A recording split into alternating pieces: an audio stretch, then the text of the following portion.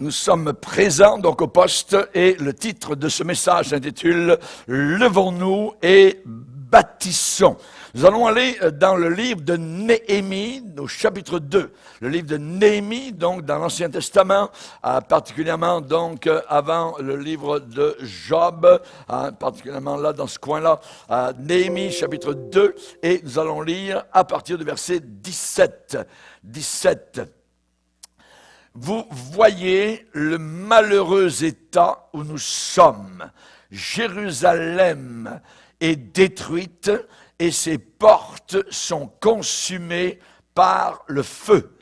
Venez, rebâtissons la muraille de Jérusalem et nous ne serons plus dans l'opprobre.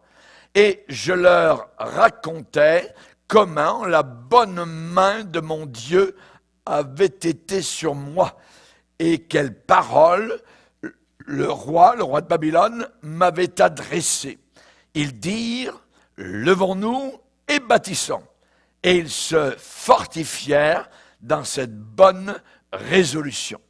Seigneur, te bénissons pour la parole que nous venons de lire, où te prions de nous aider à réaliser ce qui se passe véritablement dans le monde et aussi dans l'Église et dans notre cœur. Nous te demandons que nous ne puissions pas être séduits par le séducteur Satan, mais que nous puissions continuer à te suivre jusqu'à la fin. Nous te demandons de nous aider à comprendre ce qui va être enseigné. Dans le nom puissant de Christ Jésus, Amen. Et tout le peuple dit Amen. On peut s'asseoir, frères et sœurs. Alléluia. Gloire à Dieu. Particulièrement, nous allons voir un passage, la parole de Dieu, dans le livre de Néhémie. Et Néhémie, donc, c'est son histoire, son mandat fut de rebâtir les murailles détruites de Jérusalem. Et donc, tout autour, je dirais, de ce leadership, s'est formé, donc, je dirais, une sorte de fellowship pour reconstruire ce qui avait été détruit par l'ennemi. Et l'homme de Dieu qui était au leadership, à ce moment-là, c'était Néhémie. Et j'aimerais qu'on puisse le lire dans Néhémie chapitre 2, et à partir du verset 10. Pour montrer le contexte, il est dit que, verset 10, Sambala, le Horonite, et Tobia, le serviteur ammonite, l'ayant appris, eurent un grand déplaisir de ce qu'il venait un homme pour chercher le bien des enfants d'Israël. J'arrivai à Jérusalem et j'y passais 3 jours, après quoi je me levai pendant la nuit, avec quelques hommes, sans avoir dit à personne ce que mon Dieu m'avait mis au cœur de faire pour Jérusalem. Il n'y avait avec moi d'autre bête de somme que ma propre monture. Je sortis de nuit par la porte de la vallée et je me dirigeai contre la source du dragon et vers la porte du fumier, considérant les murailles en ruine de Jérusalem et réfléchissant à ces portes consumées par le feu. Je passais près de la porte de la source et de l'étang du roi, et il n'y avait pas de place par où pût passer la bête qui était sous moi. Nous avons là une situation assez terrible, ce qui veut dire qu'il y avait tellement de détritus, il y avait tellement d'ordures, de gravats, de débris, de décombres, que Néhémie n'arrivait même pas à passer avec sa monture au travers.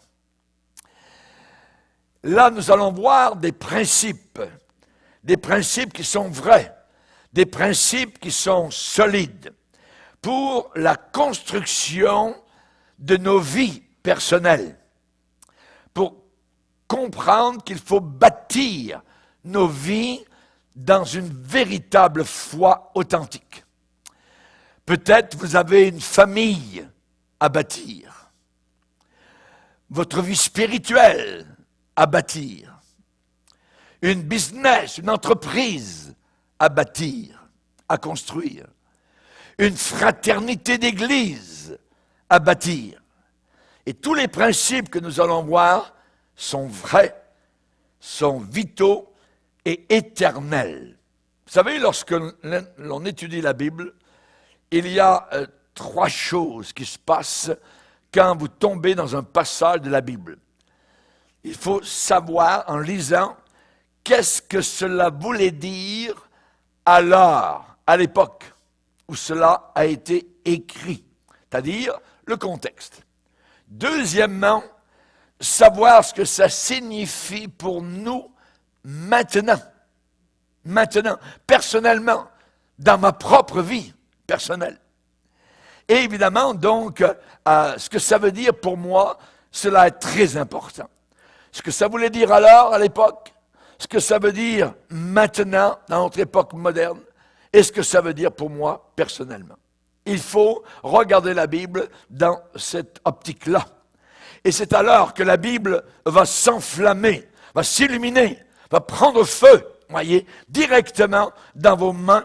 Et la vérité contenue dans le passage va bondir, va sortir des pages et sauter dans votre cœur pour vous ravitailler, pour vous nourrir en carburant spirituel. Parce que le Seigneur a dit qu'à la fin des temps, nous y sommes, il y aurait une famine de la parole de Dieu. Elle existe, elle est là. Et nous avons besoin. Et vous devez venir à l'église, à la réunion, avec une faim, avec une soif d'entendre. Qu'est-ce que Dieu a à me dire durant cette réunion-là? Ce matin, je parlais à un frère à la sortie, à Auria, et il me dit, pasteur, moi ce que j'aime ici, c'est en retournant à la maison, je digère tout ce que j'ai entendu. Je digère, je repense à toutes les vérités que vous avez prêchées. Donc, je glorifie le Seigneur pour cette faim, cette soif qui existe dans votre cœur. Néhémie a reçu une mission de la part du Seigneur. Quelle était cette mission? Reconstruire les murailles de Jérusalem. Elles étaient tombées, elles s'étaient écroulées, elles étaient en décadence, elles avaient été détruites par l'ennemi, tout était dans un état de délabrement. Et donc, à l'époque, une ville sans murailles était une ville sans défense. C'est-à-dire que l'ennemi pouvait entrer, sortir, comme bon lui semblait. Donc, les murailles représentent quelque chose de très important. Et si les murailles de Jérusalem étaient détruites à l'époque, écroulées, donc, eh bien, cela voulait dire que le peuple de Dieu était sans défense. Aucune défense, dans le désespoir. Et nous allons voir les principes que Néhémie a pratiqués en rebâtissant ces murailles. Premièrement, Néhémie s'est fixé un objectif, un but. Se fixer un but. Je me levais pendant la nuit avec quelques hommes sans avoir dit à personne ce que mon Dieu m'avait mis au cœur de faire. Ce que Dieu m'avait mis au cœur de faire pour Jérusalem. Il n'y avait avec moi d'autre bête de somme que ma propre monture. Néhémie avait un mandat de la part du Seigneur. Néhémie était un homme qui savait comment se mettre seul avec Dieu. Voyez, il a jeûné, il a pleuré, il a prié. Dieu lui avait dit quoi faire. Rebâtir les murailles. Et la Bible nous dit aujourd'hui, quand tu pries, entre dans ta chambre, mets-toi à part, dans un lieu à part, et prie ton Père qui est là, dans le lieu secret, et il te le rendra. Est-ce que vous avez fait cela? Est-ce que vous vous êtes mis à part pour le Seigneur? Vous êtes-vous placé sous le leadership du Seigneur? Êtes-vous un vagabond, au contraire, qui erre ici et là, sans aucun but, comme un navire sans gouvernail, comme un navire sans boussole, sans voile? Êtes-vous au neutre, c'est-à-dire laissant la vie vous pousser ici et là, comme bon lui semble. Avez-vous un but, une direction, un objectif, quelque chose que vous visez spécifiquement? Est-ce que vous avez un prix à remporter? L'apôtre Paul dit, je ne fais pas 20 choses, 3 choses, une chose. Je fais une seule chose, oubliant ce qui est en arrière, je me porte vers ce qui est en avant, je cours vers le but pour remporter le prix de l'appel céleste. Alléluia. Voilà, je fais une chose. Voilà, c'était le but de l'apôtre Paul. Et à l'occasion, il a pu dire, eh bien, à cause de cela, je ne fais aucun cas de ma propre vie. Aucun cas de ma propre vie, comme si elle m'était précieuse, pourvu que je finisse ma course avec joie. Et le ministère que j'ai reçu du Seigneur Jésus, d'annoncer la bonne nouvelle de la grâce de Dieu. Alléluia. C'est un but merveilleux, un but glorieux. Alléluia. Merci Seigneur. Et évidemment, donc Dieu a un plan pour votre vie personnelle. Que vous soyez dans la vieillesse, que vous soyez dans la jeunesse, Dieu a toujours un plan pour votre vie. Dieu a quelque chose qu'il veut que vous fassiez. Vous êtes spécial aux yeux de Dieu. Il n'y a personne comme vous sur toute la surface de la terre. Il vous a fait spécial, juste comme il a voulu que vous soyez. Et il a un travail pour toi. Un travail pour toi. Le même Dieu qui vous a appelé, c'est le même Dieu qui va vous équiper. Votre capacité vient de Dieu, pas de nous. Elle vient du Seigneur. Écoutez bien ce que je veux dire. Vous ne pouvez pas faire ce que je fais. Vous ne le pouvez pas. Moi, je ne peux pas faire ce que vous faites. Vous ne pouvez pas faire ce que les autres font. Les autres ne peuvent pas faire ce que vous faites. Mais Dieu a un travail et il a un plan pour chacune de nos vies. Et cela est merveilleux de savoir cela, que Dieu a un dessein particulier pour ma propre vie. Alors, placez-vous seul avec le Seigneur. Fixez votre attention sur ce plan. Découvrez quelle est la volonté de Dieu pour votre vie au moment où vous êtes là dans votre propre vie. Il y a beaucoup trop de personnes aujourd'hui, évidemment, qui tirent simplement leur respiration et qui tirent aussi leur salaire. C'est tout ce qu'ils font dans la vie. Ils aspirent seulement leur souffle et ils aspirent un salaire. Pas de plan, pas de but. Ils se lèvent le matin, ils avalent une tasse de café, écoutent les nouvelles, ouvrent le iPod, ensuite ils luttent dans le trafic, des bouchons pour aller au travail, ils travaillent ensuite toute la journée, reviennent à la maison, prennent un Tylenol ou une aspirine, ils écoutent de nouveau les nouvelles du soir, ils mangent leur souper, ils regardent un peu la télévision et ils s'en vont ensuite au lit pour dormir. Et le jour suivant, ils recommencent. Tout à nouveau. C'est leur vie. Auto, boulot, dodo. On l'a entendu. Mais Dieu a quelque chose de bien plus grand pour vous. Néhémie a dit, Dieu m'a mis au cœur de faire. Dieu m'a mis au cœur de faire ceci. Ça veut dire quoi? Ça veut dire Dieu a déposé quelque chose sur mon cœur. Et c'est là. C'est un projet, c'est une idée, c'est l'idée de Dieu. Est-ce que vous avez fixé votre objectif sur Dieu? Si vous écoutez, Dieu dit souvent dans la Bible, écoutez-moi. Si vous écoutez attentivement, Dieu va déposer quelque chose sur votre cœur. Et je veux que vous y placiez toute votre attention. toute votre attention. Pourquoi? Parce que le Nouveau Testament dit c'est Dieu qui crée en nous le vouloir et le faire. Pas uniquement le vouloir, mais le faire aussi. L'équipement pour accomplir ce qu'il a mis sur notre cœur.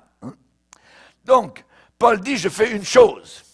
Cette chose était la volonté de Dieu pour sa vie. Et Dieu de nous instruire et de nous dire, eh bien, par rapport au plan que j'ai pour ta propre vie, eh bien, voilà ce que je vais faire. Pour toi, je vais t'instruire. Je vais te montrer la voie que tu dois suivre. Je vais te conseiller. Et j'aurai le regard sur toi. My. Ce que nous avons de la part du Seigneur, c'est inimaginable. Il nous donne tout ce qu'il ordonne. Tout vient de lui. Alléluia. Merci Seigneur. Est-ce que vous avez vraiment un but dans la vie? Sinon, pourquoi pas? Pourquoi pas? Voyez. Et alors que Dieu, lui, il a un but pour nous, pour chacun d'entre nous. Dieu dit dans Jérémie 29, « Je connais les projets que j'ai formés sur toi, dit l'Éternel. » Des projets de paix et non pas de malheur, afin de te donner un avenir et de l'espérance. Il n'y a aucun avenir dans ce monde. Tout l'avenir et l'espérance que nous pouvons avoir sur terre nous vient du Seigneur, d'en haut. D'en bas, rien de bon ne peut sortir. Tout vient d'en haut. Alléluia. Tes oreilles entendront derrière toi la voix qui dira, « Voici le chemin, marche-y. » Tu entendras la voix du Seigneur. Oui. Ce n'est pas à l'homme, dit Jérémie, quand il marche, à diriger ses pas. Et Jérémie de répondre, « Je le sais, ô Éternel, la voix de l'homme n'est pas en son pouvoir. » Dans Proverbes chapitre 16, il est dit, « Les projets que forme le cœur de l'homme dépendent de lui, mais la réponse que donne la bouche vient de l'Éternel. » En bon français, l'homme propose, Dieu dispose. Amen. Alléluia. Gloire au Seigneur. Une autre phrase du livre saint, « Le cœur de l'homme médite sa voie, mais c'est l'Éternel qui dirige ses pas. » L'Éternel qui dirige ses pas. Donc nous voyons que nous mettons nos vies complètement entre les mains du Seigneur. Donc Néhémie s'est fixé un objectif. L'objectif, rebâtir les murailles. Néhémie, deuxièmement, a découvert les faits. Et les faits réels. Pas les faits fake news, absolument pas. Donc il est sorti une nuit et il a fait un tour d'inspection de la situation. Il déclare, « Je sortis de nuit par la porte de la vallée en considérant les murailles en ruine. » En considérant, il a bien regardé les ruines de la muraille. « Réfléchissant à ces portes consumées par le feu. Je considérais encore la muraille, puis je rentrai par la porte de la vallée et je fus ainsi de retour. » Donc, Néhémie découvre les faits réels. Il fait une reconnaissance du terrain. Il a voulu voir de ses propres yeux les faits. Les faits. Et évidemment, il n'a pas fait l'autruche, avec la tête enfoncée dans le sable. Il a regardé quel était l'état des lieux. L'état des lieux. Et il s'est dit, vraiment, quelle est la réalité des choses? Quelle est la condition réelle? Quels sont les faits? Et après avoir vu et après avoir reconnu la réalité des choses, là, alors il a été prêt ainsi à faire l'œuvre de Dieu. Qu'est-ce qu'il a vu? Qu'est-ce que Néhémie a vu? Il a vu que l'œuvre de Dieu était en ruine. Les murailles. Il a vu que les murailles autour de la ville de Jérusalem étaient écroulées et renversées. Les murailles, dans la Bible, sont le symbole de la force et de la beauté, une gloire à Dieu. Les murailles étaient le symbole de la gloire de Dieu dans la Bible. Mais voilà qu'elles étaient tombées, délabrées, écroulées, brûlées par le feu de l'ennemi. Il y avait de cela des années. Symbole aussi du salut de Dieu, écroulé. Symbole aussi de la protection de Dieu, écroulé. Il a regardé attentivement. Qu'est-ce que cela nous dit à nous aujourd'hui? Les murailles de la vérité sont écroulées aujourd'hui. Elles sont tombées. Les murailles de la saine doctrine, tombées.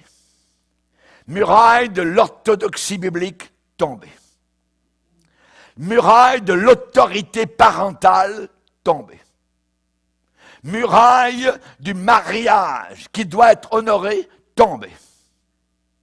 Tout est en ruine.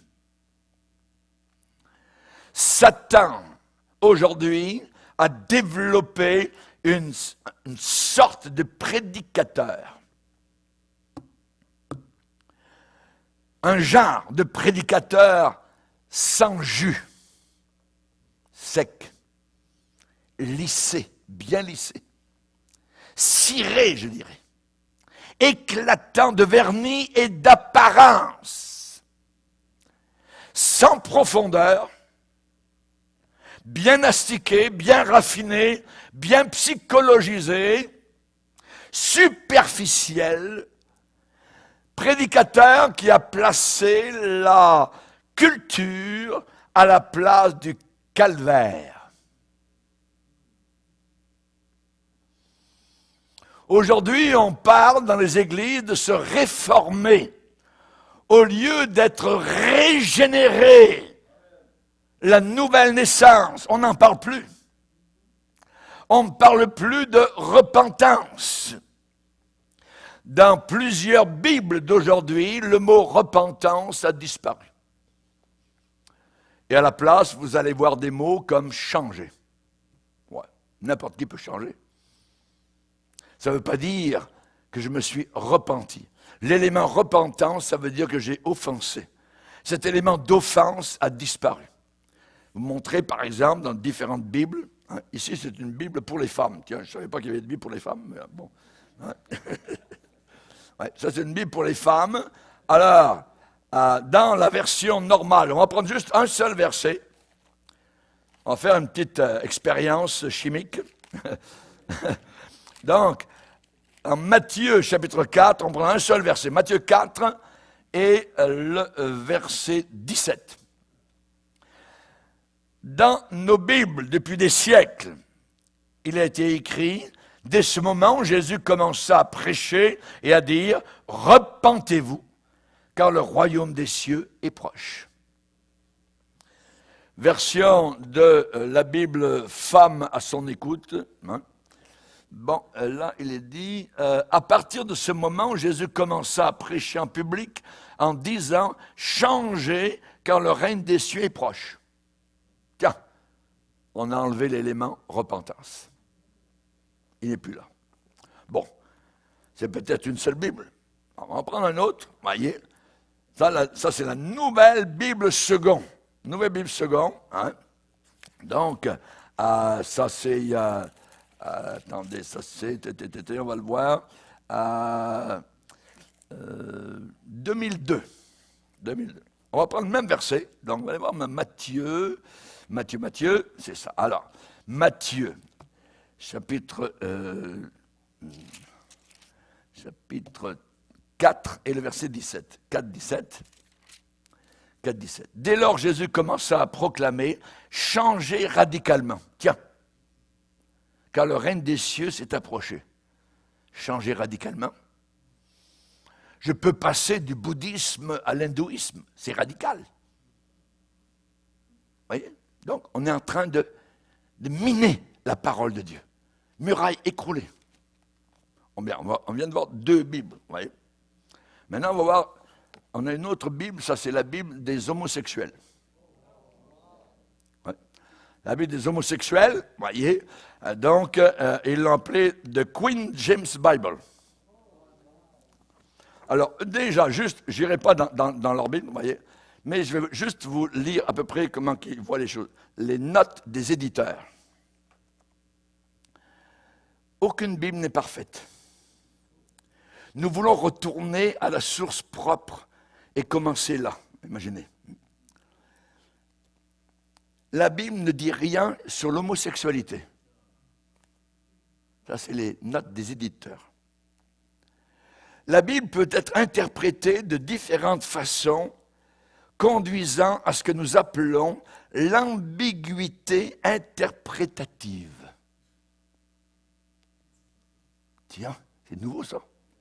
L'ambiguïté, ça veut dire que oui, il y a des ambiguïtés donc, dans la Bible. Et là, ils veulent renverser évidemment le péché d'homosexualité.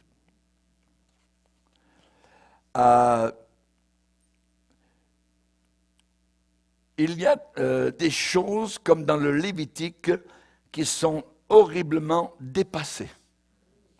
Ah, tiens. Nous éditons cette Bible pour empêcher des interprétations homophobes. Et nous avons fait des changements à 8 versets. Vous ne les lirez pas, il y a Genèse 19, Lévitique 20, ainsi de suite. Par exemple, sur le Lévitique, chapitre 20, verset 13, le Lévitique est dépassé comme code moral. Bon, tiens, la Bible est dépassée.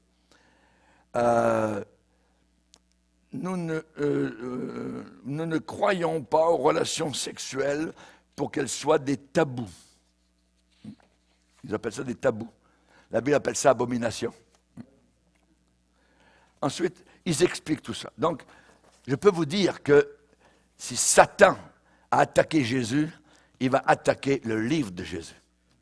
Et là, évidemment, nous avons quelque chose de terrible aujourd'hui qui est en train de se passer. Les murailles sont en train d'être détruites. Bon, on va prendre une autre Bible. Là, c'est la Bible, je ne sais pas trop, Bayard, tout ça, c'est nouveau, c'est pour moderniser tout ça. Hein. Donc, ça date d'environ de l'an 2000, 2001. Ouais. Donc, on va reprendre le même verset, hein, Matthieu 4 et le verset 17. 4, 17. Dès lors, Jésus se mit lui aussi à proclamer ces mots, « Changez, le règne des cieux est proche. » Changez. Les gros livres, vous voyez, tout tordu. Ça nous dit quoi? Ça nous dit que nous sommes en danger. C'est-à-dire qu'il y a un ennemi qui travaille par en dessous pour essayer de miner les grandes vérités des Saintes Écritures. Et le Seigneur a dit, si quelqu'un a honte de moi et de mes paroles devant les hommes, j'aurai aussi honte de lui devant mon Père qui est dans les cieux. Donc, au lieu de naître de nouveau, de se repentir, aujourd'hui, c'est simplement changer. Changer d'attitude, changer radicalement, ou simplement, comme la dernière dit, changer. Mais ce n'est pas ça que la Bible dit. La repentance.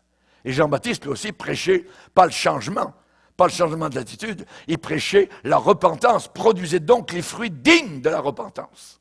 Hein?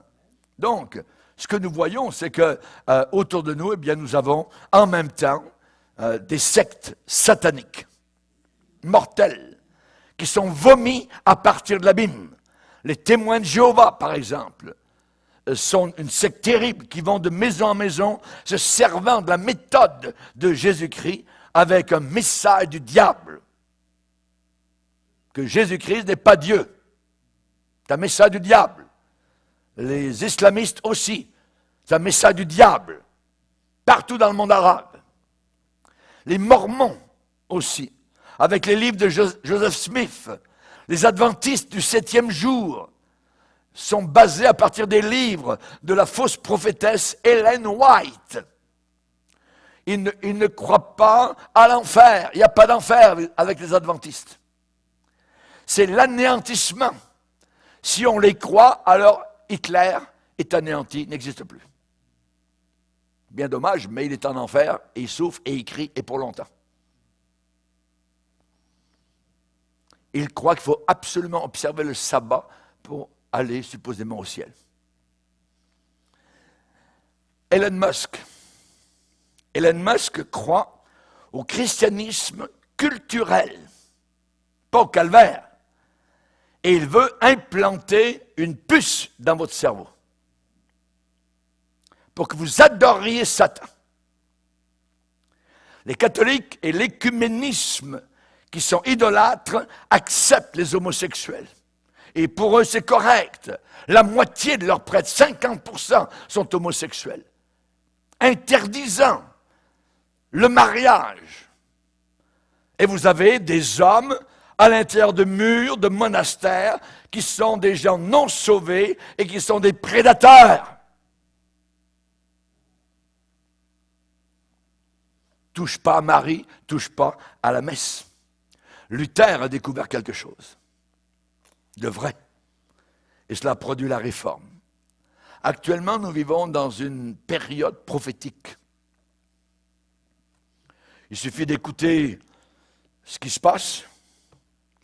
Nous, comme chrétiens, les feux de Californie, les feux des bois d'Australie, du Portugal, du sud de la France, tremblements de terre chaque jour, qui ébranlent chaque jour la planète quelque part, les ouragans qui font disparaître des centaines de maisons, des tornades qui tournent en toupie avec des vents de plus de 200 km à l'heure.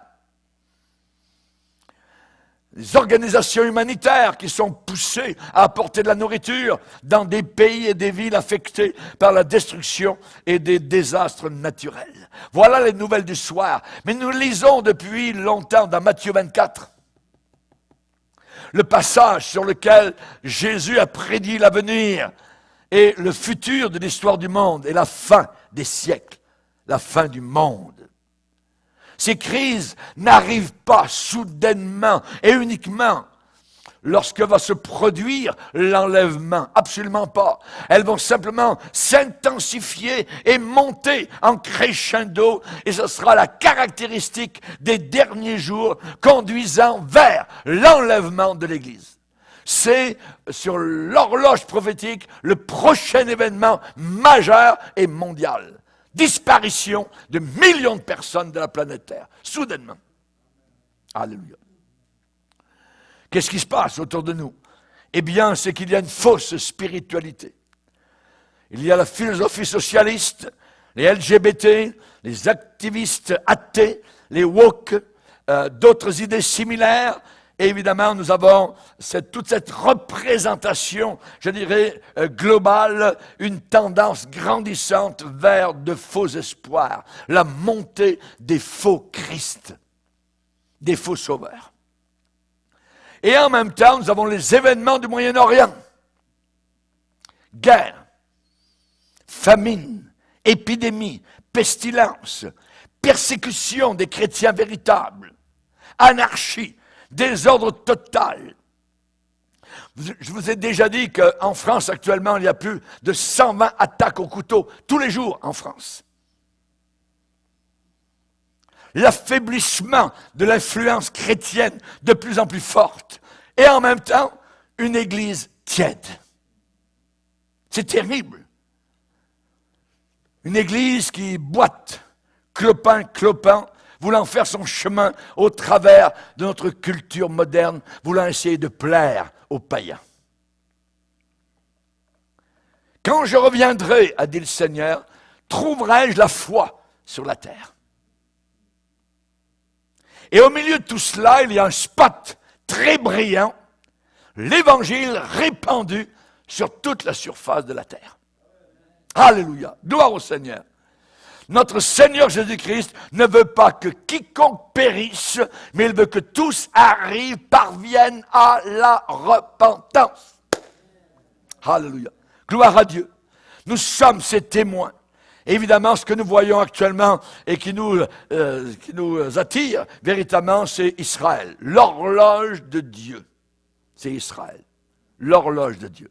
Nous aimons Israël. Et nous aimerons Israël. Israël est de nouveau dans son pays, là où il doit se trouver. Israël nous a donné le salut. J'aime les Juifs parce que le salut nous vient des Juifs. Il ne vient pas des Américains, des Européens, des Africains, il nous vient des Juifs. Et c'est la raison pour laquelle les Juifs ont été si persécutés, parce que derrière le voile invisible, il y a Satan qui hait ce peuple, parce qu'ils sont porteurs de quelque chose qu'aucune autre nation de la terre ne porte. Le salut. Le salut nous vient des Juifs. Qu'est-ce que les Juifs nous ont donné? Ils nous ont donné Abraham. Ils nous ont donné Isaac. Ils nous ont donné Jacob. Ils nous ont donné Moïse. Tous ces gens-là sont des Juifs. Ils nous ont donné l'apôtre Paul. Les Juifs nous ont donné la Bible, la véritable parole de Dieu, avec ses 66 livres. Ça nous vient de là-bas. L'Église primitive, la première, était toute juive. Merci Seigneur. Et là arrivent des panneaux indicateurs, les uns après les autres, qui arrivent si rapidement actuellement. Je crois que l'archange dans le ciel est en train de réchauffer ses lèvres sur le bout de la trompette, appelant les morts à ressusciter et les chrétiens vivants à être enlevés dans la gloire. On peut entendre le compte à rebours. Tic, tic, tic, tic, tic. Le royaume de Dieu est en train de s'approcher à grands pas. À grands pas, à très grands pas. Nous vivons des temps prophétiques. Nous voyons la prophétie s'accomplir sous nos propres yeux. C'est le temps de lever la tête quand ces choses commenceront à arriver. Relevez la tête. N'abaissez pas la tête. Relevez la tête parce que votre délivrance, votre salut est proche, très proche. Alléluia. Consolez-vous donc les uns les autres par de telles paroles. Merci Seigneur. Les tensions vont être croissantes avec l'Iran. L'Iran, c'est le royaume de Perse. La Bible nous parle dans le livre de Daniel du prince de Perse, qui est un prince diabolique, un démon qui est contre Israël. Le signal que la fin est proche est en train de sonner. Il y a les menaces en Russie, les menaces en Chine, à Pékin, autour du monde. La puissance militaire est en train de monter à un taux alarmant. On parle librement maintenant de bombes atomiques. Chine, Corée du Nord. La Bible dit que l'inquiétude dans le cœur de l'homme, là-bas. Ça veut dire l'anxiété dans le cœur de l'homme, là-bas. Mais une bonne parole le réjouit. Alléluia. Nous avons la bonne parole. Nous ne sommes pas angoissés comme les autres. Nous avons une espérance. Nous savons d'où nous venons. Nous savons pourquoi Christ est mort. Nous savons où nous allons. Alléluia. Gloire au Seigneur. La méditation de la parole de Dieu, c'est là que se passe le calme, la paix, où Dieu sait nous parler. La méditation de la parole de Dieu vaut mieux que la médication.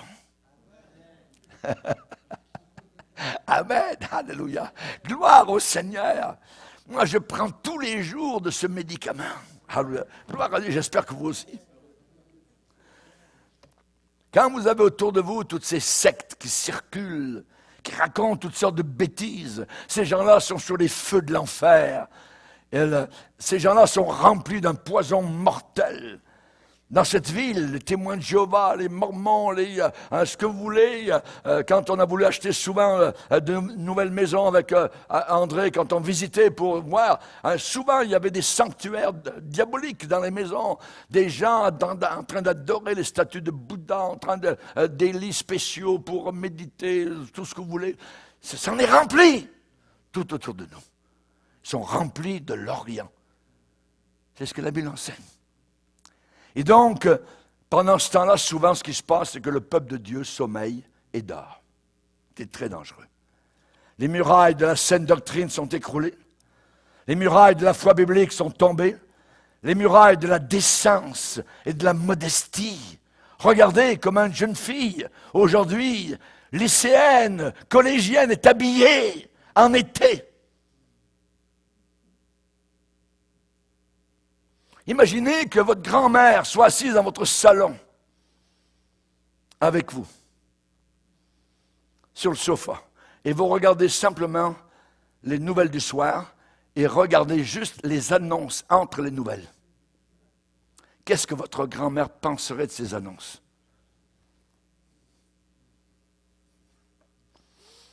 Le mariage est déshonoré. Des choses qui auparavant auraient brisé nos cœurs, aujourd'hui passent très très bien, on ferme les yeux dessus. C'est une époque perverse, une époque tordue, époque woke, transgenre, imbibée, plongée dans la sexualité, motivée par l'argent. L'apôtre Pierre, je le comprends de plus en plus, quand il a dit le jour de la Pentecôte dans sa prédication, la première à Jérusalem, « Sauvez-vous de cette génération perverse !» Au pied du Sinaï, Ésaïe a crié, dont l'écho a retenti dans les canyons du Sinaï, « À moi, ceux qui sont pour l'Éternel !» Il y a des gens qui ont dû se séparer des autres pour venir proche de Moïse. Il y a eu 3000 morts cette journée-là.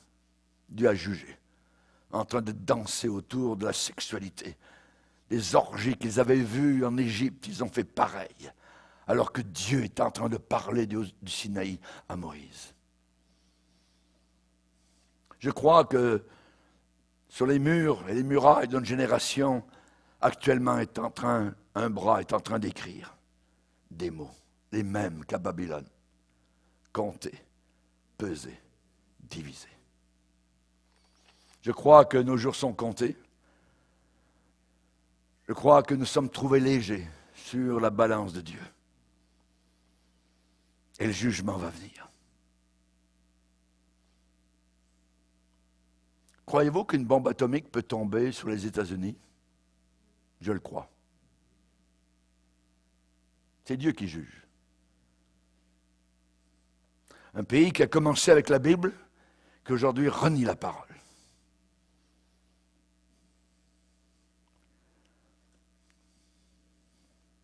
Jésus dit, quiconque aura honte de moi et de mes paroles au milieu de cette génération adultère et pécheresse, j'aurai honte de lui. Au milieu de cette génération adultère et pécheresse. L'apôtre Paul a dit, sortez du milieu d'eux. Séparez-vous, ne touchez pas ce qui est impur. Ne touchez pas ce qui est impur. Et Paul va dire aux Philippiens, brillez au milieu d'une génération perverse et corrompue, parmi laquelle vous porterez le flambeau de l'Évangile. Les murailles de la liberté de parole et d'action sont en train de s'écrouler tout autour de nous, maintenant. Les murailles de la sécurité, les murailles, je dirais, de ce qui était auparavant reconnu, et ça allait être comme cela jusqu'à notre mort, maintenant n'est plus le cas. Le communisme se répand actuellement dans nos pays occidentaux comme un cancer pourri. Quand vous avez un bébé qui se recroqueville, qui sent la mort, cette aiguille qui s'en va vers lui pour le tuer dans le sein de sa mère, c'est abominable. Nous sommes une génération qui fait ça régulièrement, avec des médecins en cravate, chaque jour des tueurs, des bouchers. Et donc, si on n'a pas de respect pour la vie à son début dans le sein d'une mère, il n'y a pas de respect non plus pour la vie à la fin, pour nos vieillards. Et on est en train de leur laver le cerveau pour leur dire, tu n'as plus besoin de souffrir, demande simplement la piqûre. C'est abominable. Et ces gens-là sont des meurtriers. Je lisais cette semaine une jeune fille de 34 ans qui demande l'aide à mourir. Elle, très bonne santé, elle veut l'aide à mourir. Elle veut mourir. Une génération qui veut mourir, c'est la dernière. C'est la dernière. Parce qu'il n'y a aucun avenir. Il n'y a plus d'avenir. Les murailles sont renversées. Alors soyez un homme, une femme, un jeune homme, une jeune fille, spirituelle comme Néhémie. faites ce que Néhémie a fait. Sortez et voyez la situation véritable, actuelle. Faites un survol. La Bible fait l'éloge à Madame la folie. Et je vais vous le lire, on va le lire ensemble. Proverbe chapitre 9. Proverbe chapitre 9, verset 13. La folie est une femme bruyante, elle fait beaucoup de bruit, stupide et ne sachant rien. Elle s'assied à l'entrée de sa maison sur un siège dans les hauteurs de la ville pour crier aux passants qui vont droit à leur chemin. Hé, que celui qui est stupide entre ici. Elle dit à celui qui est dépourvu de sens, les eaux dérobées sont douces et le pain du mystère est agréable. Et la Bible dit au verset 18, et il ne sait pas que là sont les morts et que ses invités sont dans les vallées de l'enfer, du séjour des morts. Éloge à Madame la folie. Ces croyants sages, ils sont devenus fous. Romains 1er chapitre. Alors Néhémie, devant l'état de la situation, a formé une fraternité. Une fraternité. Il s'est fixé un objectif sur ce que Dieu lui avait dit. Deuxièmement, il a découvert les faits réels. Et troisièmement, il a pris quelques personnes pour l'aider. Je leur dis alors, vous voyez le malheureux état où nous sommes, Jérusalem est détruite, ses portes sont consumées par le feu, venez, rebâtissons la muraille de Jérusalem et nous ne serons plus dans l'eau propre. Néhémie ne croyait pas dans le seul ministère d'un seul homme, one man show. Non. Il savait qu'il ne pouvait pas y arriver tout seul. Il savait que Dieu l'avait appelé à conduire, c'est vrai, à diriger. Alors il a rencontré ces gens-là et leur a dit, venez, faisons-le ensemble. Quelle force va se dégager de l'unité. Nous sommes ouvriers ensemble avec Dieu. C'est puissant quand nous travaillons ensemble dans l'unité. Les premiers chrétiens persévéraient dans la prière, dans les réunions, dans l'étude de la doctrine. Ils persévéraient dans ces choses-là. Ils étaient tous ensemble, réunis, louant Dieu. Nous ici, nous connaissons les outardes. Vous les connaissez? Amen. OK. Au printemps, elles arrivent du sud. Et elles remontent vers le nord. Mars-avril, on appelle ça aussi les oies sauvages. Et elles volent toujours en formation. Vous avez vu le V. Et on les voit voler ainsi au-dessus de nos têtes. Elles passent régulièrement au-dessus de notre maison. Voyez. Et il y a une patte du V qui est toujours plus longue que l'autre. Savez-vous pourquoi? Et il y a toujours plus d'oies sauvages, d'outardes, dans une ligne du V que dans l'autre ligne du V qu'elles forment. C'est de cette façon qu'elles volent. Elles volent dans les airs en formation. Pourquoi? Car l'outarde qui est en tête rend le vol plus facile pour toutes les autres oies sauvages qui sont derrière elle. Et cette outarde de devant, elle fend l'air, elle fissionne l'air, elle partage l'air, elle sépare l'air, elle fait un chemin au travers de l'air pour tout le reste des autres. Et ainsi, elle amoindrit la résistance de l'air. Tandis qu'elle bat des ailes avec force et vigueur, réellement fort. Eh bien, pour les autres derrière, c'est simplement une sorte de croisière. Tranquille. Parce qu'elle fait le travail. c'est de cette façon qu'elle vole au travers des airs. Et après un moment, l'oie qui est en tête est fatiguée. Et elle va se placer à la queue du V.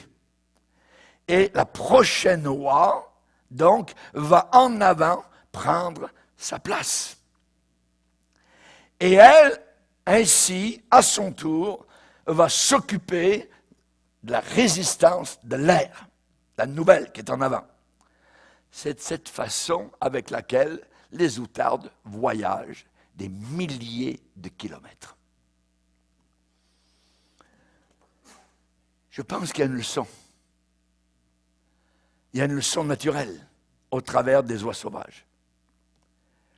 Les ingénieurs ont étudié ce phénomène. Et dans leurs expériences, dans les couloirs remplis de vent, voyez, des tunnels de ventilation, ils ont fait des expériences. Et savez-vous ce qu'ils ont découvert?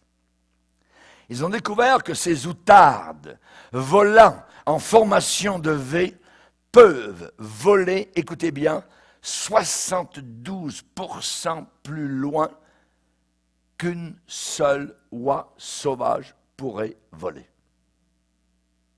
Quand elles volent en formation, elles vont 72% plus loin.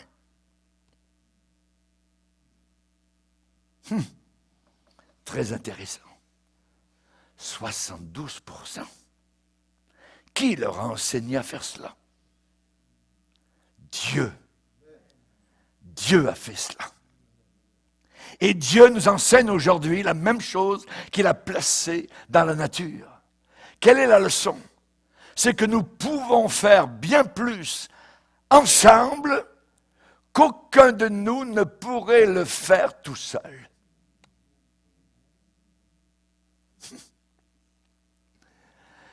Nous avons la même leçon où Dieu dit dans le livre de Deutéronome, un seul en chassera, en parlant des ennemis, un seul en chassera 1000.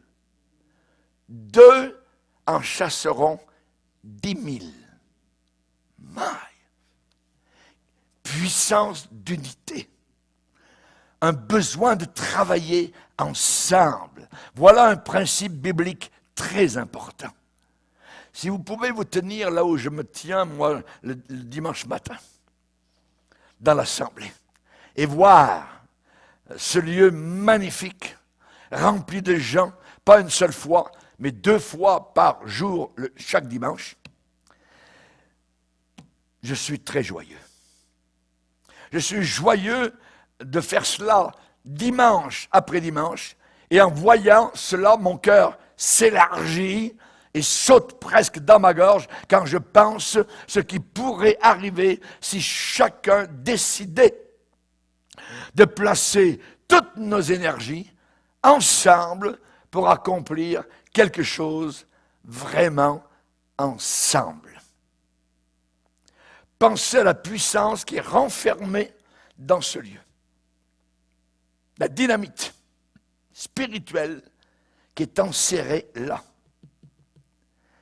Il est temps d'avoir une unité de but, de projet, d'objectif. Et de dire avec Néhémie, levons-nous, bâtissons ensemble. J'aime ça. Est-ce que vous aimez ça? Alléluia. Essayons cela. Disons cela ensemble. Ensemble. Vous citez, vous connaissez les voitures Ford, les Ford. Hein? Henry Ford. Henry Ford a fait une déclaration, il a dit un jour, venir ensemble et se joindre ensemble, c'est le commencement. Continuer à rester ensemble, c'est le progrès. Penser ensemble, c'est l'unité. Et il a dit, travailler ensemble, c'est le succès. Il a raison. Vous voulez peut-être le réentendre? Je vais vous le redire. Venir ensemble et se joindre ensemble, c'est le commencement. Continuer à rester ensemble, c'est le progrès. Penser, réfléchir ensemble, c'est l'unité. Et travailler ensemble, c'est le succès. Alléluia. Gloire au Seigneur. Amen. Gloire au Seigneur. Venir ensemble, c'est le début. Amen. C'est ce que vous avez fait aujourd'hui dans cette réunion. Nous sommes rassemblés. Rester ensemble, c'est le progrès. Donc continuons à rester ensemble, penser ensemble, réfléchir ensemble. C'est l'unité. C'est ce que nous faisons actuellement. Et travailler ensemble, c'est le succès. Gloire à Dieu. C'est quelque chose de formidable que de former une fraternité, une fellowship. Vous ne pouvez rien faire tout seul. Rien faire tout seul. La personne qui est toute seule dans son salon avec sa Bible, tout ça, ça c'est de la foutaise. Ça n'existe pas dans les Écritures. C'est ensemble. Il y a un corps qui existe. Il y a une tête qui est Jésus-Christ. Nul de nous ne vit pour lui-même. Sans moi, vous ne pourrez rien faire, a dit Jésus. On a besoin des autres. Vous ne vous appartenez pas à vous-même. Vous avez été rachetés à un grand prix. Corinthiens 5, nous dit 2 Corinthiens 5, Jésus est mort pour tous, afin que ceux qui vivent ne vivent plus pour eux-mêmes. Ne vivent plus pour eux-mêmes, mais pour celui qui est mort et ressuscité. Pour bâtir votre famille, il faut faire cela ensemble. Le mari, l'épouse, les garçons, les filles. La famille qui prie ensemble, reste ensemble. Si vous avez une business, il faut impliquer ces gens qui travaillent avec vous. Faites-le ensemble, formez une fraternité. Et en terminant, je vous dirai que Néhémie, il a fortifié sa foi. Il a dit à ces gens-là, eh bien, regardez comment la bonne main de mon Dieu a été sur moi. Dieu m'a béni. Je suis arrivé à Jérusalem. J'ai demandé là-bas au roi de Babylone, à 1800 kilomètres. Je lui ai demandé différentes choses et il me les a accordées. Qu'est-ce que le roi de Babylone avait dit à Néhémie? Néhémie devait avoir la permission du roi pour s'en aller de là-bas. Et il dit, il plut au roi de me laisser partir vers Jérusalem. Ensuite, il avait besoin de la protection du roi. Le voyage est long, il y a beaucoup de bandits. Donc, il est dit, je fus accompagné par des chefs d'armée et des cavaliers. Et il a demandé la provision du roi, du bois de charpente pour reconstruire les murailles, pour les ports de la citadelle, pour les murailles de la ville et pour la maison que j'occuperai. Et nous aussi, de la part du roi, des rois, nous avons sa permission. Amen. Que demandes-tu, Néhémie? Envoie-moi. Et Jésus a dit, vous avez ma permission. Allez dans le monde entier. Prêchez la bonne nouvelle. Celui qui croira sera sauvé, celui qui ne croira pas sera condamné. Nous avons sa protection. L'ange de l'Éternel campe autour de ceux qui le craignent. L'ange de l'Éternel, dans l'Ancien Testament, c'est Jésus, avant son incarnation. Il campe autour de ceux qui le craignent. Nous avons sa protection. Alléluia. Nous sommes gardés. Il te gardera de tout mal. Il gardera ton départ. Il gardera ton arrivée. Et nous avons aussi sa provision. Et mon Dieu pourvoira à tous vos besoins. Il pourvoit à nos besoins. L'Éternel est mon berger, je ne manquerai de rien. De rien. Alléluia. Gloire au Seigneur. Néhémie a simplement répété ce que le roi de Babylone lui avait dit. Il a dit, hey, les gars, regardez. Le roi de Babylone, il m'a donné sa permission. C'est Dieu qui a parlé à cet homme-là. Ensuite, j'ai eu la protection du roi. Il y a eu des cavaliers qui nous ont protégés durant tout le long du chemin. Et ensuite, on a eu la provision du roi. Il m'a accordé des bois de charpente. On a amené ce bois-là sur des chars avec des bœufs, ainsi de suite, tout au long du voyage, pour reconstruire les murailles. Et nous avons la provision du Seigneur. Nous avons la permission du Seigneur. Nous avons la protection du Seigneur. Alléluia. Gloire au Seigneur. Et qu'a fait Néhémie? Bien, il s'est retourné simplement un peu. Il a visionné le passé récent pour faire face au futur. Ce qui veut dire quoi? C'est que le Dieu d'hier, le Dieu qui a été avec toi hier, c'est le Dieu qui sera avec toi demain. Et il ne fera pas défection. Il ne trahira jamais. Il sera avec toi. Parce qu'il a dit, je suis avec toi tous les jours, jusqu'à la fin du monde. Amen. Amen. Seigneur, merci pour ta parole. Merci pour le Saint-Esprit. Imprime cette parole dans nos cœurs, dans nos âmes, dans nos vies, Seigneur. Nous voulons bâtir nos vies spirituelles. Nous ne voulons pas être comme le monde, Seigneur. Nous voulons être comme tu désires que nous soyons, vaillants, courageux, Seigneur, et équipés. Merci pour l'équipement que tu nous accordes, Seigneur, et que ta bonne main soit sur chacun d'entre nous. Merci, Seigneur, dans le nom puissant de Jésus. Amen. Et tout le peuple dit Amen, amen, gloire à Dieu. On va se lever, frères et sœurs.